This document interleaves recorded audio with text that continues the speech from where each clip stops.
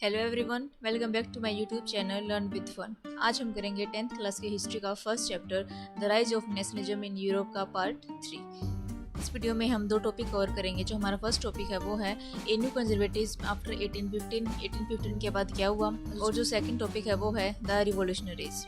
चलिए हमारा first topic देखते हैं, ए न्यू कंजर्वेटिव्स आफ्टर 1815। जो हमारी फर्स्ट वीडियो थी उसमें हमने नेपोलियन के बारे में पढ़ा था। उसका रूल कहाँ से कहाँ तक था। नेपोलियन का रूल 1799 से 1815 तक था। तो 1815 में आकर नेपोलियन का रूल खत्म हो जाता है, यानी कि जो नेपोलियन है उसका राज खत्म हो जाता है। लेकिन क्यों, ऐसा क्या हो गया? क्योंकि 1815 में एक युद्ध होता है किसके बीच, नेपोलियन और 4 कंट्रीज के बीच होता है।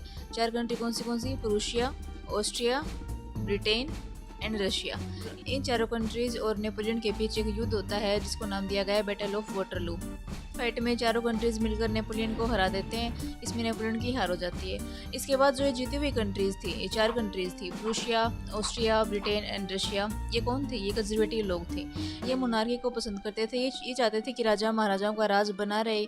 ये नहीं चाहते थे कि मोनार्की खत्म हो। ये क्या लेकर आए? एक कंजर्वेटिज्म लेकर आए।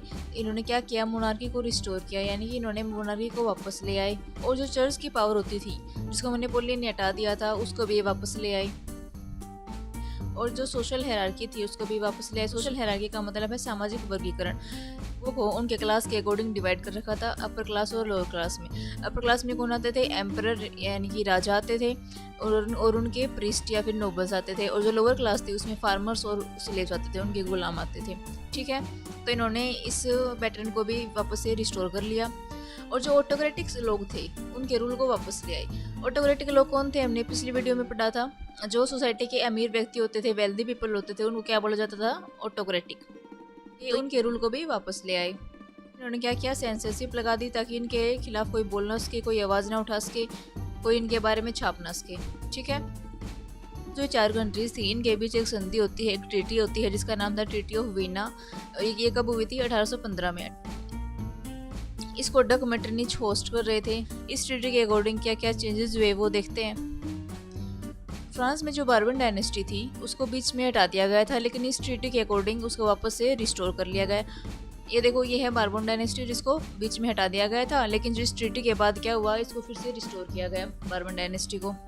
और नेपोलियन था उसने क्या किया था? फ्रांस के कुछ एरिया को अपने कंट्रोल में कर लिया था, यानी कि फ्रांस के कुछ एरिया पर, कुछ टेरिटरी पर कब्जा कर लिया था।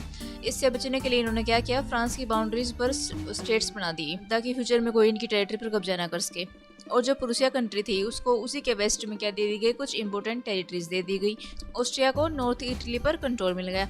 देखो, ये जो ग्रीन वाला रीजन है ना, ये क्या है? इटली है। और इसके ऊपर ये येलो वाला रीजन है, क्या है? ऑस्ट्रिया। तो ऑस्ट्रिया को कहाँ कंट्रोल मिल गया? इटली के नॉर्थ पार्ट पर। ठीक है, रसिया को पोलैंड दे दिया गया। जो रसिया कंट्री थी ना उसको पोलैंड दे दिया गया। पोलैंड ने जो भी चेंजेस किए थे उनको इन कंजर्वेटिव लोगों ने हटा दिया। लेकिन एक चीज़ थी जिसको इन्होंने कैंसिल नहीं किया, वो क्या थी? पोलैंड ने एक 39 स्टेट्स की कन्फेडरेशन बनाई थी, यानी कि ग्रुप बनाया था, जिसको इन्होंने नहीं हटाया। इस ट्रीटी के बाद यूरोप में पूरी तरह से मोनार्की आ गई थी, और जो पावर थी वो पूरी तरह से कंजर्वेटिव लोगों के पास आ गई थी। चलिए अब देखते हैं हमारा नेक्स्ट टॉपिक, वो है रिवॉल्यूशनरीज। अब जो ये कंजर्वेटिव लोग थे इनको जो लिबरल नेशनलिज्म के लोग थे वो पसंद नहीं करते थे। लिबरल नेशनलिज्म के लोग थे, इन्होंने क्या करना शुरू कर दिया? ये अंडरग्राउंड हो गए और इन्होंने सीक्रेट ग्रुप्स बनाना शुरू कर दिए। क्योंकि ये सरेआम तो कुछ कर नहीं सकते थे, क्योंकि जो ये कंजर्वेटिव लोग थे इन्होंने क्या कर दिया था? सेंसरशिप लगा दी थी। ये हमने अभी अभी पढ़ा है। ये मोनार्की को पसंद नहीं करते थे, और जो ऑटोक्रेटिक रूल था उसको भी ये पसंद नहीं करते थे। ये पूरी तरह से आज़ादी चाहते थे। अब ऐसे एक व्यक्ति थे गोसिपी मैजिनी। ये इटली के थे। इनका जन्म जेनोवा में हुआ था 1807 में। ये इटली के रिवॉल्यूशनरी थे। ये एक सोसाइटी के मेंबर भी थे जिसका नाम था कार्बोनरी। और इन्होंने 2 सीक्रेट सोसाइटीज बनाई। फर्स्ट थी यंग इटली इन मर्सलिस। ये जो मर्सलिस है ना, सीक्रेट सोसाइटी क्या बनाई? Young Italy. और जो सेकंड थी वो थी हमारी यंग यूरोप। ये कहाँ बनाई? बर्न में। अब ये इटली के थे तो ये चाहते थे कि इटली भी एक नेशन स्टेट बने। अब इनको देखकर यूरोप में भी जगह जगह लोग क्या करने लगे? सीक्रेट सोसाइटीज बनाने लगे।